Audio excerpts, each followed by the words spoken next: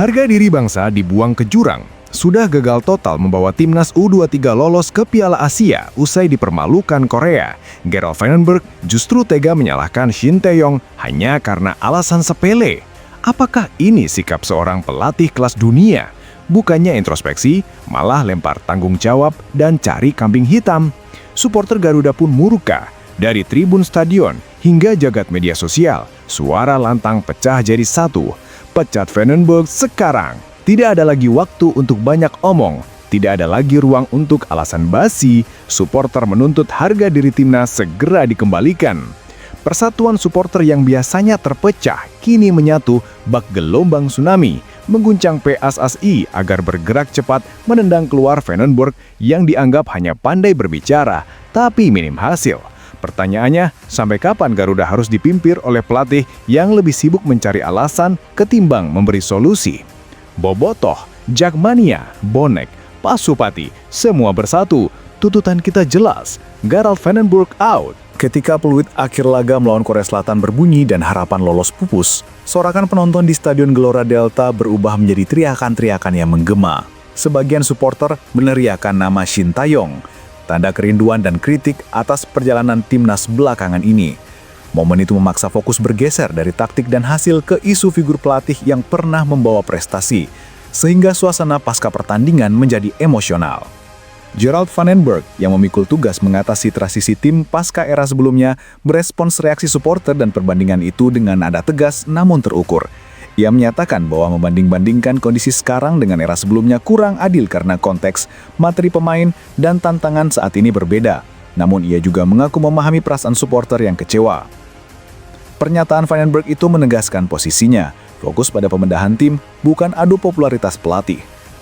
Dalam wawancara usai laga, Vandenberg juga menyinggung aspek teknis yang menjadi penyebab kegagalan, ketahanan fisik, ketajaman penyelesaian akhir, dan penyesuaian taktik menghadapi tim Asia Timur yang kuat.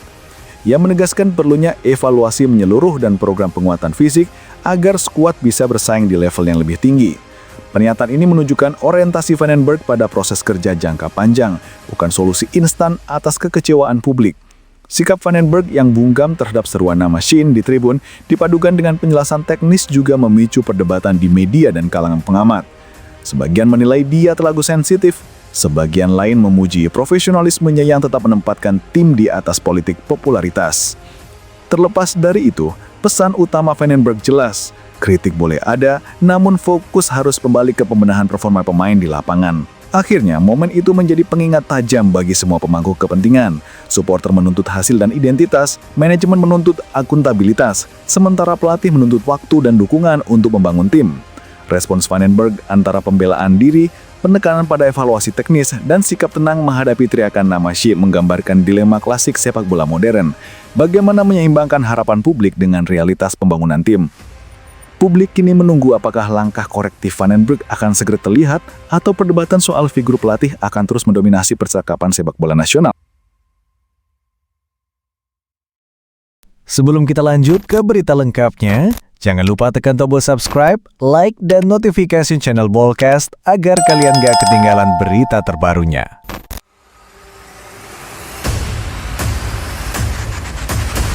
Gelora sepak bola Indonesia kembali memanas. Nama Patrick Kluivert kini jadi sorotan utama setelah resmi memegang kendali timnas Garuda.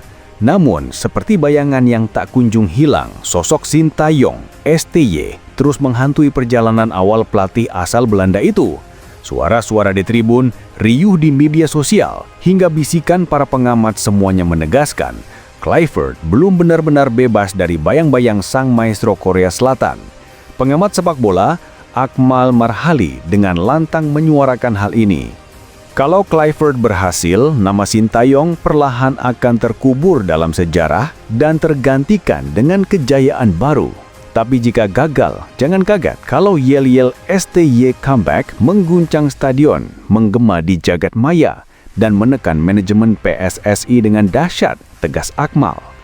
Dramanya jelas, dua era, dua gaya, dan satu mimpi yang sama. Di bawah Shin Tae-yong, Garuda dikenal disiplin, keras, penuh tenaga, dan berani menekan tanpa ampun. Kini Kluivert datang membawa misi baru, menularkan DNL sepak bola Eropa yang menawan, Penuh penguasaan bola dengan kreativitas serangan yang mengalir indah. Namun jalan menuju pembuktian tidaklah mudah. Setiap pertandingan bagai ujian hidup dan mati. Satu kemenangan bisa membuat publik bertepuk tangan, tetapi satu kekalahan cukup untuk mengguncang fondasi kepercayaan. Dan di tengah euforia dan tekanan itu, nama STY seolah jadi momok, legenda modern yang selalu dibandingkan, selalu ditunggu-tunggu untuk kembali jika Kluivert tersandung. Ini bukan sekedar sepak bola, ini soal identitas dan kebanggaan bangsa, tambah Akmal. Kluivert harus buktikan bahwa dirinya bukan sekedar pengganti, tapi pencipta era baru timnas Indonesia. Kalau tidak, maka bayangan Shin Tae-yong akan terus menutup cahaya yang coba ia bawa. Kini semua mata tertuju ke laga-laga mendatang. Apakah Patrick Kluivert mampu melanjutkan warisan emas Shin Tae-yong atau justru tersandung dan membuka pintu bagi seruan kembalinya sang pelatih Korea? Satu hal yang pasti, drama timnas Indonesia baru saja mulai dan tensinya akan semakin menggila. Kegagalan timnas Indonesia U23 meraih tiket ke putaran final Piala Asia U23 2026 membawa dampak langsung ke ruang analisa PSSI.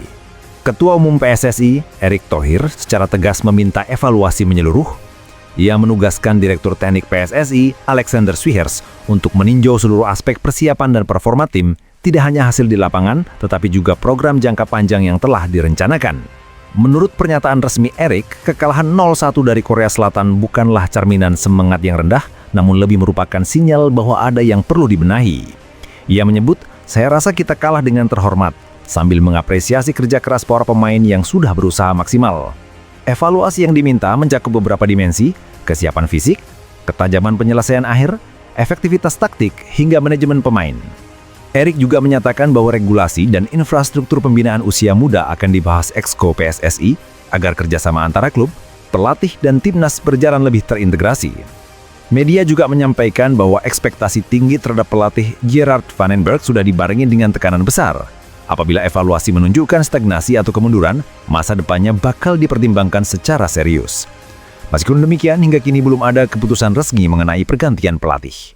Rencana evaluasi ini menjadi momentum penting bagi PSSI, bukan hanya sekedar respon terhadap kegagalan, tetapi juga penegasan bahwa pembangunan tim nasional harus didukung perencanaan matang, pemantauan progres, dan fleksibilitas dalam penyesuaian strategi. Evaluasi ini juga memberi pesan ke fans dan publik bahwa kegagalan bukan akhir, tapi menjadi bahan bakar untuk membangun kembali Garuda Muda yang lebih siap. Cedera parah yang dialami oleh Romeni saat membela Oxford United di Piala Presiden 2025 terbukti bukan sekadar jeda singkat. Ia harus menjalani operasi karena patah kaki pasca tackle keras dan kini tengah menjalani pemulihan panjang. Meski demikian, pemain berusia 25 tahun itu menunjukkan semangat besar. Ia bahkan langsung menghubungi pelatih timnas senior Patrick Kluivert untuk menyatakan tekadnya memperkuat Indonesia di putaran keempat kualifikasi Piala Dunia 2026 pada Oktober mendatang. Namun Ketua Umum PSSI Erick Thohir memperingatkan agar publik tidak terburu menyimpulkan apapun tentang kondisi fisik Ole tanpa konfirmasi dari tim medis. Erick mengatakan bahwa ia belum bisa berkomentar sebelum ada hasil pemeriksaan dokter terkait kondisi sang pemain. Ole memang sudah menjalani operasi di Belanda. Operasi tersebut berjalan lancar menurut laporan media. Tetapi fase penyembuhan masih cukup panjang, sehingga kepastian kapan ia bisa benar-benar kembali fit belum dapat dipastikan. Terlepas dari itu, Erick juga meminta masyarakat untuk tidak menyalahkan siapapun atas cedera yang menimpa Romeni. Menurutnya, menuding individu atau klub hanya akan merusak suasana positif yang tengah dibangun di kalangan pemain, pelatih maupun klub. Erick menyerukan agar dukungan publik tetap diberikan dengan empati dan keyakinan bersama. Sikap ini menggambarkan manajemen PSSI yang berusaha menjaga keseimbangan antara harapan publik terhadap kembalinya Ole Romeni dengan pendekatan realistis terkait kondisi medis. Semangat Ole jelas menyentuh banyak hati, tetapi Erick menekankan bahwa keselamatan dan kesiapan fisik tetap menjadi prioritas utama. Publik kini menanti kabar lebih lanjut dari tim dokter, sambil berharap Ole bisa bangkit dan kembali memberikan kontribusi untuk timnas Indonesia.